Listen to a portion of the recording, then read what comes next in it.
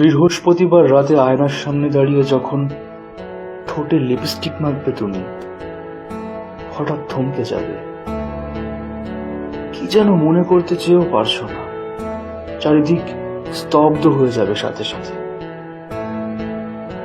চোখের 4 ভাগের 3 ভাগে থাকবে বিষণ্ণতা। একদম শেষ কোণের 1 ভাগে থাকবে স্বামীর আদর। হুট করে মনে পড়ে যাবে এক দুষ্ট ছিল যে তোমার শুষ্ক ঠোঁটকেও সুন্দর বলত। তখন না চাইতেও চোখের যে কোণ ঘেঁষে বরের আদর ছিল, সেই কোণ থেকেই কান্না ঝরতে থাকবে। বর এসে দরজায় নক করবে, শাড়ির আঁচল দিয়ে চোখ মুছে দরজা খুলবে তুমি। সে কিছুই বুঝবে না, আর তুমিও কিছু বুঝতে দিবে না।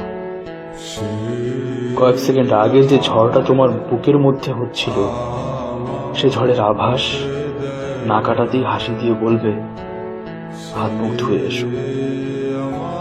প্রকৃতি শিখিয়ে দিবে জীবন চলার পথে অনেক কিছু ঢেকে রাখতে হয়, অনেক কিছু।